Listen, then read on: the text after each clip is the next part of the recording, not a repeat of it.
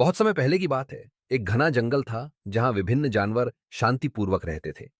लेकिन उस जंगल में एक बड़ी समस्या थी। शेर, जो स्वयं को जंगल का राजा मानता था, सभी जानवरों पर अत्याचार करता था।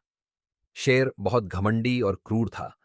वह बिना किसी कारण के जानवरों को डराता, उन्हें मारता और सिर्फ अपने मनोरंजन के लिए उनके साथ खिलवाड़ करता। पूरे जंगल में डर का माहौल था। कोई भी जानवर उसके सामने बोलने की हिम्मत नहीं करता था। हाथी, जो अपने विशाल शरीर और शांत स्वभाव के लिए जाना जाता था, जंगल के एक कोने में रहता था। वह किसी से झगड़ा नहीं करता था और सभी जानवरों की मदद करता था। छोटे जानवर उसे बड़े भैया कहकर बुलाते थे। वह जानता था कि जंगल में जो कुछ भी हो रहा है वह गलत है, लेकिन वह हिंसा से दूर रहना पसंद करता था। एक दिन शेर ने एक नन्हे खरगोश को पकड़ लिया और उसे अपना शिकार बनाने वाला था। सारे जानवर इकट्ठा हो गए और उसे छोड़ देने की प्रार्थना करने लगे।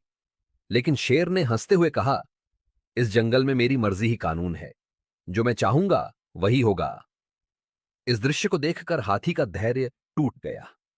वह धीरे धीरे उस जगह पहुंचा और गंभीर आवाज में बोला, राजा वही होता है जो सबकी रक्षा करता है, न कि उन्हें डराता है। तुम राजा कहलाने के लायक नहीं हो। शेर गुस्से से दहाड़ा, तू मुझे सिखाएगा कि राजा कैसे बनते हैं? क्या तू मेरी ताकत से परिचित नहीं है? हाथी ने शांति से जवाब दिया, ताकत वह नहीं जो दूसरों को डराए, ताकत वह है जो दूसरों को सुरक्षित रखे। आज मैं तुम्हें समझाऊंगा कि असली ताकत क्या होती है। शेर ने हमला करने की कोशिश की, लेकिन हाथी ने उसे अपनी सूंड से उठाकर दूर फेंक दिया। शेर, जो खुद को अपराजय समझता था, पहली बार अपनी हार का स्वाद चख रहा था। जंगल के जानवर चकित थे, क्योंकि पहली बार किसी ने शेर को रोका था।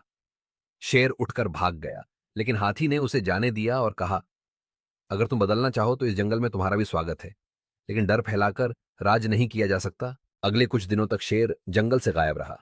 सभी जानवर चैन की सांस ले रहे थे। धीरे धीरे जंगल में फिर से शांति लौटने लगी। जानवरों ने मिलकर एक सभा बुलाई और हाथी को अपना नेता घोषित किया।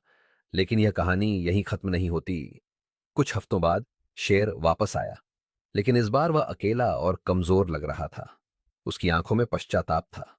उसने सभा में आकर हाथी से कहा, मैंने अपनी गलती मान ली है। जो कुछ भी मैंने किया उसका पछतावा है।